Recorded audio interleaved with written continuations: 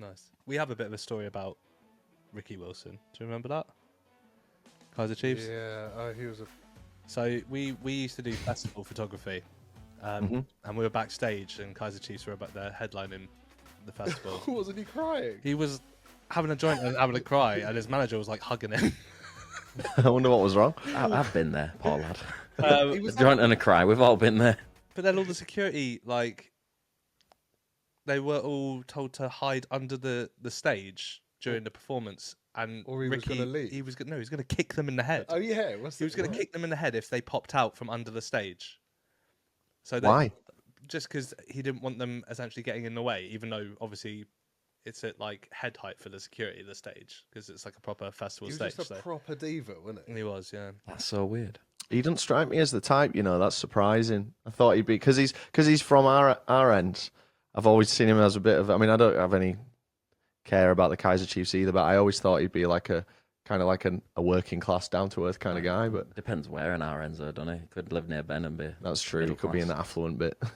I think it's post his X Factor days. To be fair, he's probably. Oh, I forgot he was on the fucking X Factor. Was he? Or was it the Voice? It was the Voice, yeah, turning sorry, chair. Yeah. But he was a right prick. Well, fuck Oh, he him. was in the chair, not the one on stage singing. Yeah, he was a judge. Oh, right. I thought he like. That's where they started on the Voice. Yeah. Can you imagine? I'll be class. I'll let you ask the next one. Okay, that's very kind of you. Sorry, Will. I've been talking a lot. Guys, Dropping you in shit. anything off the top of your head? Any mega ridiculous things that you've ever seen in the crowd at a festival? Oh God.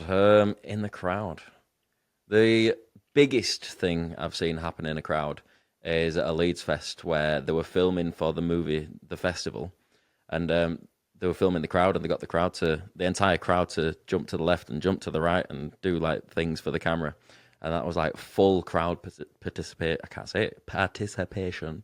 And I've never seen that many people all do the same thing at once, so that was quite cool. But other than that, like, Saw one of our acquaintances just start drinking another one of our mates' piss straight from the source, From the source.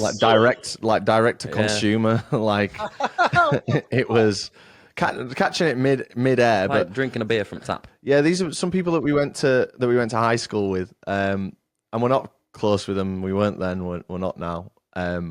Just in case any of our audience is trying to figure out like who it was, you won't know them. I can't remember it. But yeah, it was just like they were just absolutely spangled and just started just doing that. It was middle of the day, sunny, and I'll never forget, we were watching a band on the main stage and they just started doing that, and then like both like laughing and like, you know, like it's just some boys. That's always the thing that comes to mind. Is it? Yeah. That's pretty big. I'd be laughing if I was supplying from the source, but was he laughing like, you know? Yeah, it was like both of them just like laughing. It was like, and I mean, it was funny, so fair enough. It's only a bit of piss. Like, it's not it's not dog spit, is it? It could be worse. I don't mind it at a festival. You know, you get pints of piss thrown about. Oh, I hate that. But when you get towards the end of the night and you've had a skinful and, you know, you just don't care about the piss anymore. That's the best. I still care about the piss. Yeah, I still don't want to be hit by piss. Sauce? I don't care. I don't mind my own piss, but someone else's. If someone's hitting me with their like fucking yellow beer piss, I'm livid. Nah, just fucking chuck the piss in the end. Do you know, I've honestly never seen it. Have you not? It happened to me. First time I went to Leeds Festival, Piccadilly. Someone did it in a can and launched the can, and it hit me in back of head. And at first I thought it was just a beer, and then I could smell it, and it were really strong. It were awful. Have you seen that video of that singer, and someone launches a beer can at him, and he catches it and then necks it? Or something? Oh yeah, dangerous game. Yeah, that's what I was thinking. Like, what if that was piss? Like, is he having like firm it and just be like, video. Yeah, fucking yeah, like. It's like a pint glass. It's a fair effort, yeah. He does well. Fair play. I don't know who that is.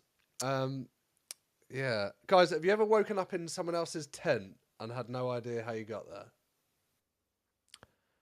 No, I'm pretty I'm pretty well behaved in that sense. Some used to refer to me as the navigation genius. So it's like even when I'm drunk, I could find my way home.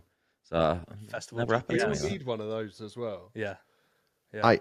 I almost deliberately stayed in a tent that wasn't mine, and this could have been really bad news.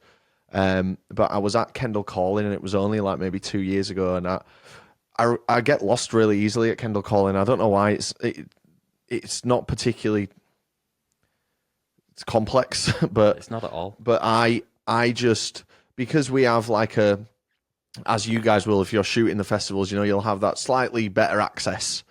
So I'll go down like an alleyway or passage, or kind of guarded. I can't think what I'm about to say, like a checkpoint almost, and I'll just end up like stuck somewhere where like I can't get out, and that happened to me at Kendal, and I was so hammered, and I was in like the glamping bit, which I wasn't staying in, but I was in the glamping campsite.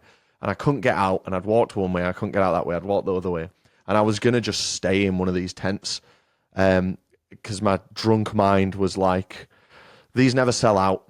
There'll be one of these that doesn't have someone in it.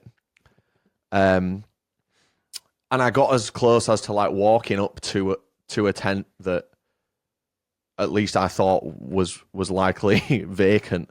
And at that moment, I had the, what the fuck are you doing? Kind of thing. Like, this could be the absolutely terrible decision for so many reasons to do this. Could have been a school trip there. Yeah, to Kendal Calling. And then I ended up climbing over a fence and to get back to our van where we were sleeping. And it was just one of those where thankfully the sensible me was still in there somewhere and talked some sense in.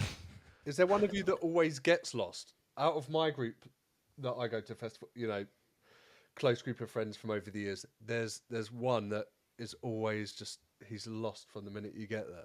Or are you like quite tight knit? Do you stay together the whole time? We do spend most of the time, don't we? I'm probably the most likely to wander off, but I'm very good at finding them as well. Mary's my sister Mary, who's a big part of our crew. People always love when she wanders off because she'll just get leathered. And all she just wants then is just food and bed. Usually a big burger. Yeah, like whatever the most disgusting food she can find is, one of those, please. So she just goes, and I'll end up with, because I do the editing, so I've got all the footage at the end of it, and I'll end up with like 15-minute clips of just Mary, just one eye looking at the phone, one eye looking at the burger, just meandering through the darkness of a festival site. She's so funny when she gets that she starts talking, you can't understand her. It's like a different language, like, isn't it? Like, it's just utter noise. Legend. She's a good one. Love her to bits. Wouldn't change her for the world. That's class. When you went to, just on a side thing, like when you went to Kendal Calling, was the Chai Wallahs tent still there? I don't even know what that is. No, it's like a separate stage, like stretch tent. Yeah, it was. Yeah, it's where my tooth fell out in there. Oh, God. Yeah. Memories. Good memories. Not my tooth, my filling. Either way, it's still weird. My filling fell out. Yeah, it's still there, mate. Yeah, it is. Yeah, the tooth would be worse. That's the company that I worked for. So I put it up one year. Like, it was beautifully erected. I did notice it looked like real solid. I wasn't there for that one, but I'll take. I was quite. He's very good at noticing a good solid erection, is this lad. Well, I'll ask the owner if he's found your filling yet.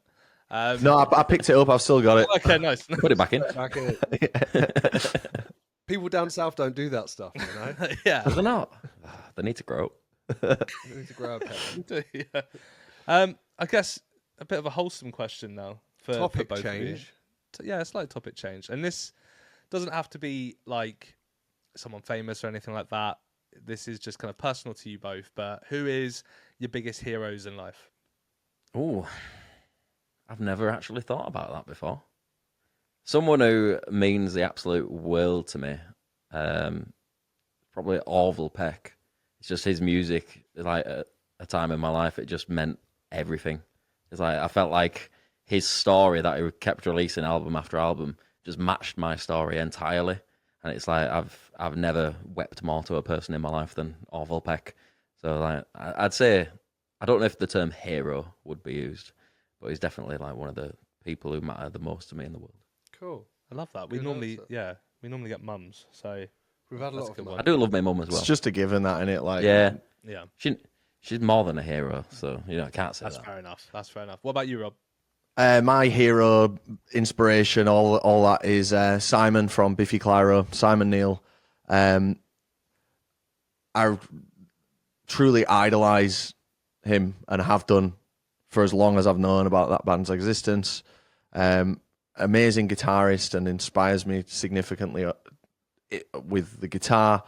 I've been lucky enough to meet him a few times, and he's made me want to be a better person when I meet people, because he was so warm and welcoming and put me at ease straight away, even though I was very nervous. And then, as part of the Biffy collective, some of the best memories I've got is seeing that band. Friendships that I've forged through knowing that band. He is just the one. It's no contest for me. That's cool. Love that. Love Biffy as well. Yeah, Biffy is sick, man. Big up. Top class. Seeing him next month actually, and at Radio 1's big weekend, and I keep forgetting, and then I'll remember, and I'll be like, oh, get in. Amazing. Are they your favourite band? Yeah, I have like a rotating like top 5, but Biffy's always the number 1 spot. Nice. Love that. Nice. You like a bit of Biffy as well. I love Biffy, mate. You can't knock so good, so underrated. I think I'm obviously biased, but they're obviously a big band, but I never really meet anyone that like loves Biffy. Yeah. Unless I'm at like a Biffy, like organically, I don't meet people who are big Biffy Clyro fans, and when I do, it's like a real novelty for me, because we meet, everyone loves Bring Me the Horizon and stuff, and but like I never really meet anyone that's like proper into Biffy, so it's kind of got that small band energy in my head, and I don't see him as the big, huge band that they actually are. I went to a really amazing like little acoustic event they did in Kingston a fair few years back, and I just remember them playing Medicine, and it was just so beautiful, and it was just like, fuck, this is insane, this tiny venue. I bet that's lovely. With Banquet Records, yeah. It was yeah. And they're sick. 3-piece as well, aren't they? They are. Like some sound from a 3-piece. And they're Scottish, aren't they? They are Scottish, yeah. Yeah, big up. Yeah, they are. They like, I have such a deep love for Scotland, and a lot of that will be influenced by that band. Like I go to Scotland all the time. I've got some great friends up in Scotland, but like my initial interest with Scotland will have come from that band, and now that's one of my favorite places. So it's just interwoven so deeply into like my DNA at this point. Yeah. Is Biffy, and it's and Biffy's music and Simon's songwriting, because he's the songwriter, and it's just nothing comes close to me on a like emotional and personal level, at least.